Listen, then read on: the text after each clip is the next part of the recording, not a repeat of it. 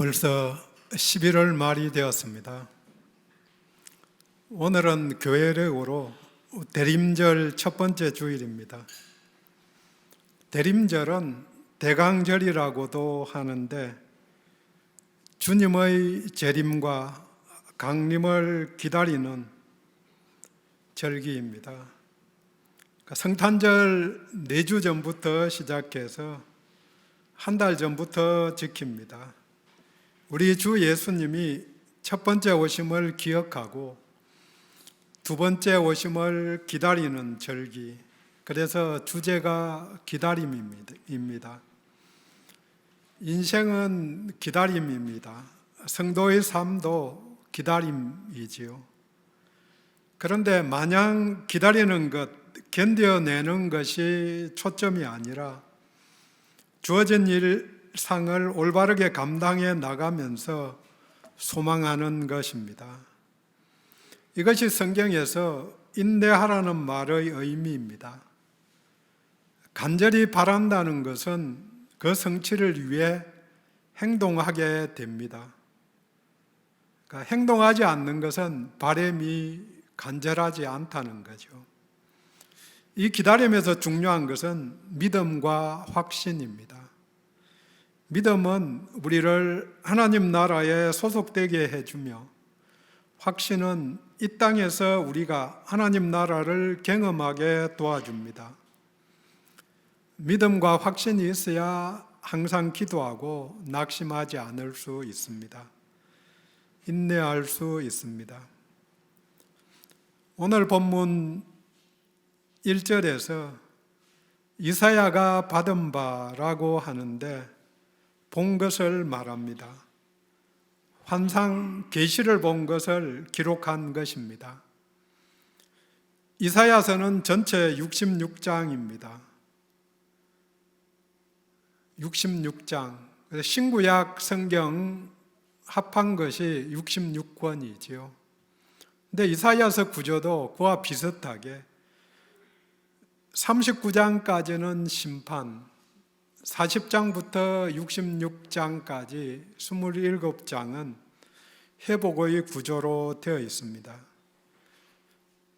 그런데 이 심판과 회복이 사실은 큰 틀 속에서 39장까지 심판, 또 40장부터 27장이 회복, 이런 큰 틀이지만 사실은 자세히 살펴보면 세부적으로 또 심판과 회복이 반복되는 것을 알 수 있습니다. 본문 앞에 1장은 범죄한 유다가 받을 심판에 대해서 이야기하지만 이어서 오늘 본문은 회복에 대해서 말씀하신 것입니다. 물론 본문 다음 6절부터 다시 심판에 대해 나옵니다. 본문이 회복이기는 하지만 이 회복이 2절 서두에 기록한 시점이 즉 말일에 일어날 일입니다. 마지막 때 말일. 이사야의 시대에 일어날 일이 아니라 말일입니다. 그런데 이사야의 입장이나 구약의 선지자들의 시각에서는 메시아가 오실 것인데, 메시아가 오면 오늘 본문과 같이 하나님의 나라가 열리고 새하늘과 새 땅이 온다고 계시를 받았고 또 기대하였습니다. 이것은 초림과 재림의 비전을 동시에 보았기 때문입니다. 그래서 이사야서에는 종의 노래를 비롯해서 메시아가 고난받는 메시아에 대한 예언이 있으면서 동시에 본문과 같이 온전한 평화의 하나님 나라가 온다고 그 나라에 대한 비전이 나와 있습니다. 지금 우리들은 메시아이신 우리 주 예수님이 초림, 즉 인간의 몸으로 오셨다가 우리를 위해서 십자가를 지셨지만 부활하신 다음 성천하셔서 하나님 우편에 앉아 계시는데 다시 오실 것을 알고 있기 때문에 초림과 재림이 분리됩니다. 그렇지만 구약시대의 선지자들이나 예수님 시대의 유대인들은 메시아가 오면 이스라엘이 독립을 하고 선지자들이 주로 활동한 시기가 암울했던 또 포로되었던 그런 시기였기 때문에 나라가 독립을 하고 영원한 하나님 나라가 열릴 것으로 믿었기 때문에 예수님의 길과 다를 수밖에 없었던 것입니다. 물론 우리 주 예수님이 오심으로 하나님의 나라가 이미 임했습니다. 그렇지만 아직 완성되지 않았고 예수님이 다시 오시는 그날 완성될 것입니다. 하나님의 나라가 이미 임했기 때문에 왔기 때문에 성도들은 그 나라에 소속되어 있습니다. 그래서 하나님 나라의 평강과 충만함을 누릴 수가 있습니다.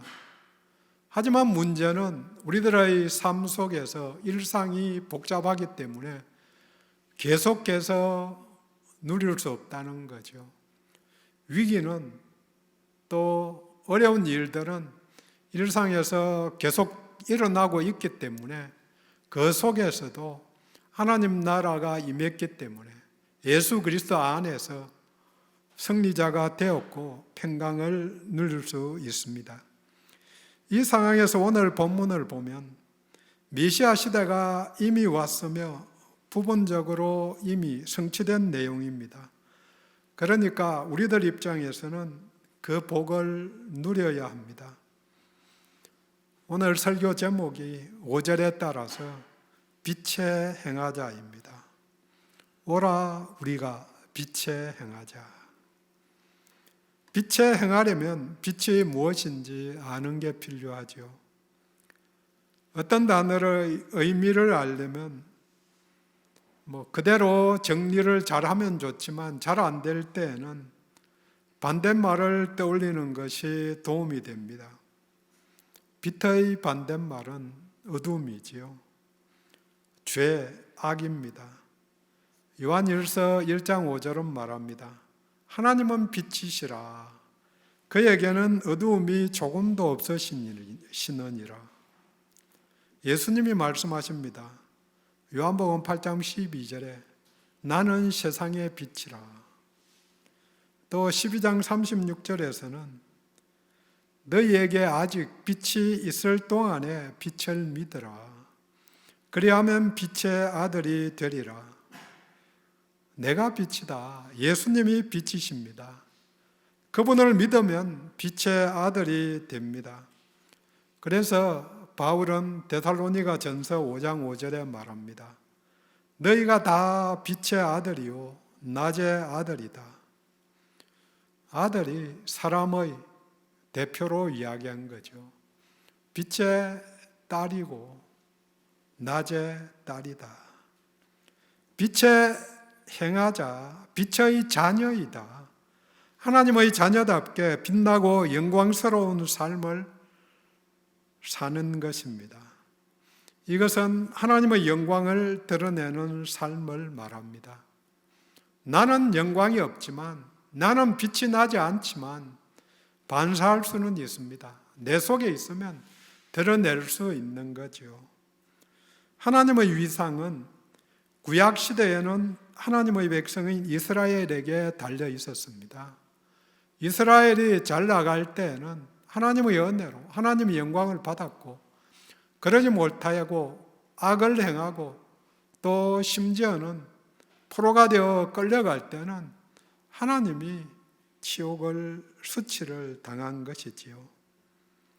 지금은 우리 하나님의 위상이 교회 공동체, 즉 성도들에게 달려 있습니다. 교회가 잘 못하면 믿는 자들이, 예수 믿는 자들이, 하나님 믿는 사람들이 저렇대. 그래서 그 사람만 욕을 먹는 게 아니고 하나님이 수치를 당하는 것입니다. 우리로 말미암아서 하나님이 영광을 받으시기도 하고 또 하나님이 수치를 당하시기도 합니다. 하나님이 영광을 받으시는 방법은 우리가 빛을 드러내는 것입니다. 오늘은 본문을 통해서 빛에 행하는 교회가 어떤 교회인지를 함께 나눕니다. 빛에 행하는 교회는 어떤 교회인가? 첫 번째로 예수님의 이름으로, 하나님의 이름에 모이는 교회입니다. 3절에 오라 우리가 여호와의 산에 오르며 야곱의 하나님의 전에 이르자. 여호와의 산에 오르는 이유는 하나님의 전 성전이 거기에 있기 때문입니다. 예배 처소이기 때문에 그곳에 모입니다. 모이는 교회의 핵심은 예배입니다. 그래서 많은 백성들이 가면서 외친 말입니다. 오라 우리가 하나님을 뵈러 가자. 그 예배 처소에 만방이 모여들 것이라고 2절 끝에 말합니다. 우리의 비전은 만방, 만민입니다. 비록 지금 소수가 모이지만 그날이 오면 우주적으로 하나님을 예배하고 예수를 찬양하는 곳에 멀리서부터 모여들 것입니다. 또 그 이유를 2절은 말합니다. 여호와의 전의 산이 모든 산 꼭대기에 굳게 설 것이요 모든 작은 산 위에 뛰어나리니. 여호와 전의 산은 성전산을 말합니다. 사실 성전산의 높이는 해발 고도가 750m에 불과합니다. 그것도 예루살렘 자체가 산지입니다. 헤브론부터 쭉 산지로 이어져서 북쪽으로 올라가는데 산지이기 때문에 몇십 메타만 올라가면 성전산 꼭대기에 올라가는 거죠. 그리고 그 바로 옆에 있는 우리가 잘 아는 감람산보다도 80m나 낮습니다. 여기에 대비해서 가나안 북쪽 경계인 가이사랴 빌립보 인근에 있는 헬몬산은 높이가 2800m나 됩니다. 성전산은 그보다 무려 2000m나 낮고 비교를 하면 4분의 1, 3분의 1 높이밖에 되지 않습니다. 그렇지만 모든 산 꼭대기에 선다고 말합니다. 산의 물리적인 높이에 있는 게 아니라 위상과 지위가 있고 중요한 것은 하나님이 좌정에 계신다. 하나님이 거기 임재하신다는 것입니다. 우리들이 서울로 간다고 할 때 이전에는 서울로 올라간다고 이야기했습니다. 물론 왕조 시대 때 사용하던 말이지만 거기에 정치, 경제, 문화의 중심이기 때문에 사용하던 말입니다. 중심이니까. 왕이 있으니까. 마찬가지로 성전산이 가장 높은 것입니다. 하나님이 함께 하시기에 그곳에 함께한 자들, 모인 자들도 함께 영광에 참여하게 됩니다. 우리가 하나님을 드러내고 하나님이 우리를 드러내어 주십니다. 함께 하기에 일어나는 일입니다. 지금 우리들에게는 어느 산이 가장 높은 산일까요? 개인적으로 물론 학교에서 시험을 치면 에베레스트 산이 가장 높다. 8,800 몇십 미터라고. 우리나라에서는 백두산이 높다. 근데 개인적으로 생각해 보면 백두산은 의미가 있을 수 있지만 에베레스트 산은 의미가 없지요. 어느 산이 가장 높은가? 우리 주 예수님이 십자가에 달리신 갈보리 산이 가장 높은 산입니다. 그 산 아래에 만민들이 모이고 그 산 아래에 모인 사람들만 구원을 받습니다. 또 영광에 참여하기 때문입니다. 십자가 아래 모인 자들이 구원을 받습니다. 최후의 승리가 거기에 있으니까 가장 높은 산입니다. 본문을 묵상하다가 모든 작은 산 위에 뛰어난다 하는 말이 사실은 잘 와닿지 않았습니다. 모든 높은 산보다 뛰어나다 이렇게 적어야 되는데 왜 작은 산 위에 뛰어나다고 했을까? 물리적으로 높은 산이라도 이미 그 위상이 작은 산이 낮은 산이 되었기 때문에 그냥 작은 산입니다. 그 산 위에 뛰어날 수밖에 없는 그런 산입니다. 또 숫자적으로 만방만민, 많은 사람들이 강조됩니다. 우리만 아니라 우주를 통치하시는 하나님이십니다. 그분을 예배하기 위해서 모인 모두를 축복합니다. 빛에 행하는 교회는 예수 이름에 모이는 교회들입니다. 지금은 비록 흩어져 모이기 때문에 지역마다 소수이지만 말일에 모두 모이면, 역사적인 성도들이 모두 모이면 엄청난 무리로 모일 것입니다. 또 모여서 하나님을 찬양하고 예배할 것입니다. 이 비전을 바라보면서 모이기에 힘써야 합니다. 모이기에 생명을 걸어야 합니다. 빛에 행하는 교회, 어떤 교회인가? 두 번째는 말씀대로 가르치며 행하는 교회입니다. 3절 중간입니다. 그가 그의 길을 우리에게 가르치실 것이요 우리가 그 길로 행하리니 이는 율법이 시온에서부터 나올 것이요 하나님의 말씀이 예루살렘으로부터 나올 것임이니라.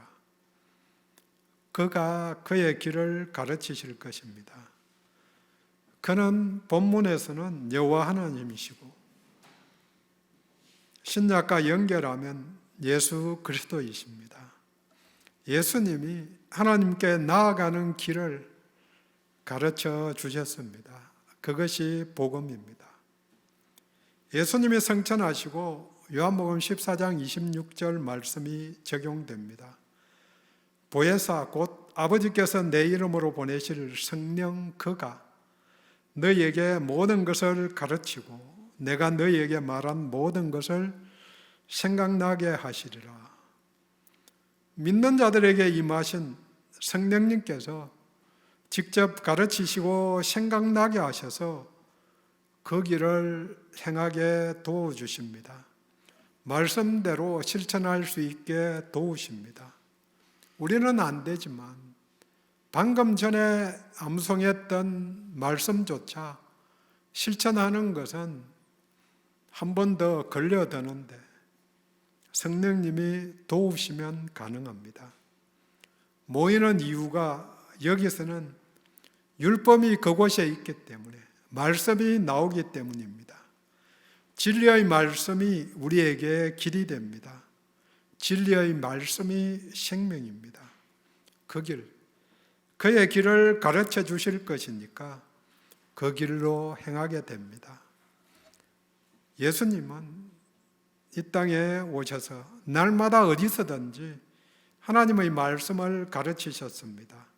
성전에서 그리고 회당에서 더 나아가 사람들이 모인 그곳에서 한 명이 앞에 있던 20명이 앞에 있던 만난 그곳에서 하나님의 말씀을 가르치시고 복음을 전하셨습니다. 초대교회 때 사도들도 성전에서 회당에서 그리고 성도들이 모인 교회에서 예수는 그리스도라고 가르치셨습니다. 말씀이 생명의 길이기 때문입니다. 오늘날 하나님의 말씀은 하나님이 세우신 교회, 예수 그리스도의 몸된 교회에서 선포되고 있습니다. 성도들을 통해서 선포되고 있습니다. 요즘 수요일 선지서들의 개요를 나누고 있습니다. 선지자들이 활동한 시대적인 배경이 수단과 목적이 바뀐 시대였다. 윤리적으로 행하지 못하는 시대였다. 두 가지를 이야기 나누는데요. 수단과 목적, 성전, 율법, 거룩, 할례, 이 모든 도구들이 하나님을 만나고 하나님을 기억하는 수단인데, 그것만 있으면 하나님이 함께 하시고 복 주실 것으로 착각해서 자기 마음대로 살았고, 그 결과가 심판의 선고입니다. 어느 시대나 어느 곳이나 성도들에게, 교회들에게 해당하는 내용입니다. 안심해야 하는 게 있다는 거죠.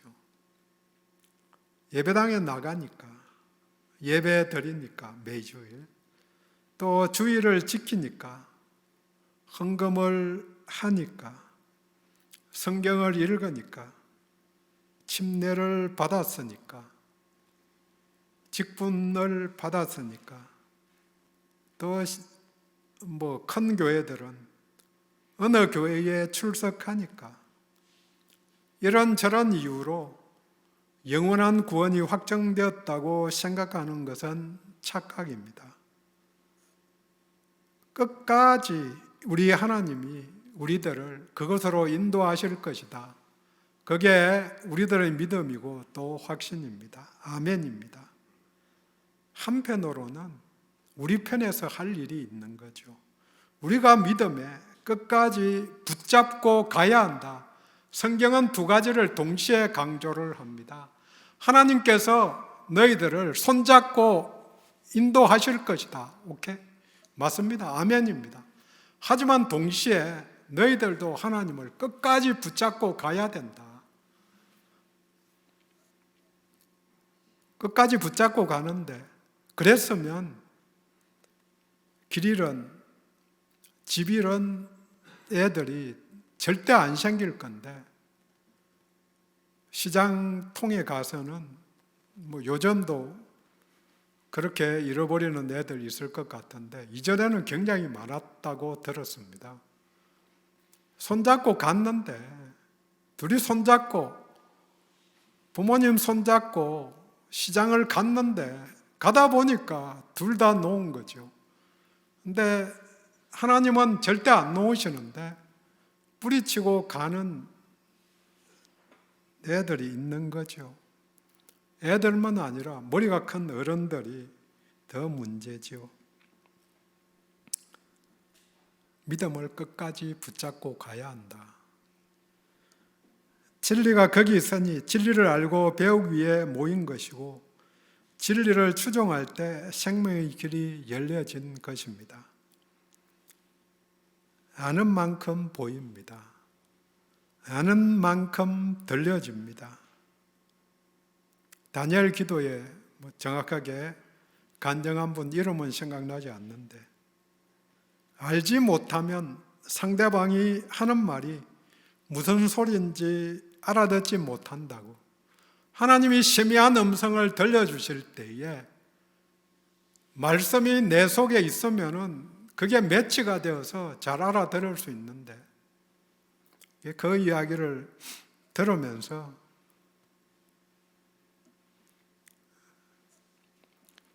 동우가 말하는 소리를 들으면 저는 사실 대부분을 못 알아듣거든요.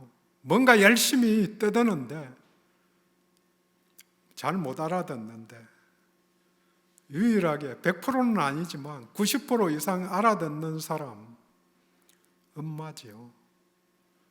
엄마는 알아듣고는 통역을 해주는 거죠. 왜? 많이 들었으니까. 많이 듣고 얘가 뭘 해석하는지 행동도 보고 이렇게 했으니까 알아듣는 거죠. 근데 저만 해도 자주 본다고 하지만 못 알아듣는 거죠. 그것까지 못 도달했으니까. 하나님의 음성을 들으려면 하나님의 말씀을 기억하고 알아야 합니다. 말씀을 기억해야 세미한 음성으로 들려주실 때 제대로 알아듣게 됩니다. 그래서 말씀 암송이 중요하지요. 말씀을 배우고 행하는데 우리는 생명을 걸어야 합니다. 그래야 빛으로 나타내게 되고 또 생명이 유지되게 되는 것입니다. 빛에 행하는 교회는 어떤 교회인가? 세 번째로 평강을 누리고 생명을 살리는 교회입니다.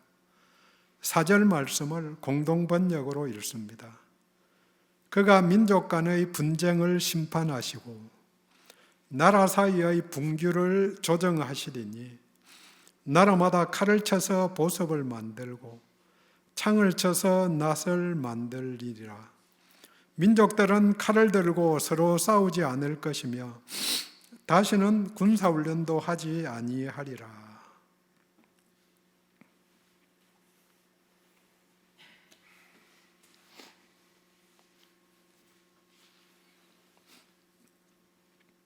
하나님이 분쟁을 심판하시고 분규를 조정하는 때가 올 것입니다. 하나님이 직접 통치하시는 왕이신 나라가 올 것입니다. 이 하나님의 나라는 샬롬의 나라, 평강의 나라입니다.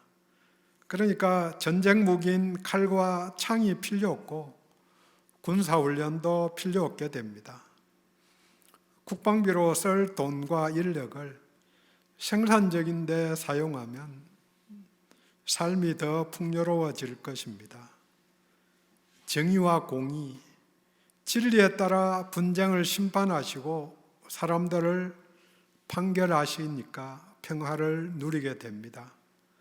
그제야 비로소 예루살렘이 이름값을 하게 됩니다. 평화의 도시. 또 모든 사람이 솔로몬이 됩니다. 솔로몬의 이름이 평화입니다. 살렘, 평강이 있으라. 살렘이 샬롬이고 솔로몬입니다. 하나님이 아시지만 중요한 것은 무리가 칼을 쳐서 보석, 즉 쟁기를 만들어가는 것입니다. 성도들이 비폭력, 무저항으로 하나님 나라를 세워가는 것입니다. 우리 주 예수님이 산상수훈으로 하신 말씀입니다. 마태복음 5장 38절, 또 눈은 눈으로 이는 이로 갚으라 하였다는 것을 너희가 들었으나 나는 너희에게 이르노니 악한 자를 대적하지 말라. 누구든지 내 오른편 뺨을 치거든 왼편도 돌려다며. 순교자 저스틴 마트는 유대인 트리포와의 대화에서 말합니다. 이전에 우리는 모두 전쟁과 살인, 온갖 악한 일에 파묻혀 살았습니다. 그러나 크리스천이 된 세상의 모든 신도들은 이제 전쟁의 무기를 내려놓았습니다. 칼을 쟁기로, 창을 농기구로 바꾸었습니다. 이제 우리는 하나님을 경외함과 정의, 인간에 대한 사랑과 믿음, 다가올 미래에 대한 기대를 경작합니다. 물론 그렇게 살아서 순교했습니다. 교회 공동체에서, 가정에서, 또 각자의 마음에서 하나님의 통치가 이루어지지 않으면 각자의 이익과 만족을 위해서 창과 칼을 만들고 사용하게 되어 있습니다. 더 가지고 더 누리기 위해, 나만 평안을 누리기 위해 서로 찌르고 빼앗는 전쟁을 멈추지 않습니다. 어둠과 죽음이 지배하게 됩니다. 하나님 앞에 바로 서야 합니다. 그분의 통치에 의탁해야 합니다. 칼과 창으로 남을 찌르는 사람이 아니고 낫과 쟁기로 밭을 경작해서 그 산물을 나누는 모두가 되기를 원합니다. 그게 샬롬이고 평강입니다. 우리 하나님은 평화를 원하십니다. 관계의 회복을 추구하십니다. 그래서 자기 친아들을 죽게까지 하신 것입니다. 주님의 십자가 희생으로 인해서 하나님과 사람 사이에 화목하게 되고 사람들 사이에도 화목하게 하셨습니다. 생명을 누리게 하셨습니다. 숨쉬고 살아있는 게 생명이 아닙니다. 성경이 말하는 생명은 평강의 누림이 있는 생명, 그런 생명이죠. 평화는 희생적인 죽음, 희생적 사랑 위에 세워집니다. 정리합니다. 이 비전, 모여서 예배하고 말씀을 배우고 행하여 평화를 누리는 비전은 이사야 선지자의 비전이었고 같은 시대에 활동했던 미가 선지자의 비전이기도 합니다. 미가서 4장 1절에서 4절까지 내용이 오늘 본문 2절에서 4절까지 내용과 동일합니다. 꼭 같은 비전을 그 시대에 살았던 북이스라엘이 멸망하고 남유다가 남았는데 그들도 악을 행하는 그 상황 속에서 하나님 나라의 비전을 같이 본 거죠. 모이는 교회, 말씀을 가르치고 행하는 교회, 마지막으로 생명을 살리는 평화의 도구가 되는 교회입니다. 생명을 살리고 평화를 바라보고 누리려면 말씀대로 살아야 합니다. 말씀대로 살려면 말씀을 알아야 합니다. 말씀을 알려면 가르침이 있는 곳에 모여야 합니다. 혼자의 공부도 굉장히 중요합니다. 하지만 혼자서 하는 공부는 내 속에 내 생각대로 갈 수가 있습니다. 그래서 모여서 나눔이 있는 그런 교회 공동체로 모여야 합니다. 그런 모임에 함께 하시는 모두를 축복합니다. 기도합니다.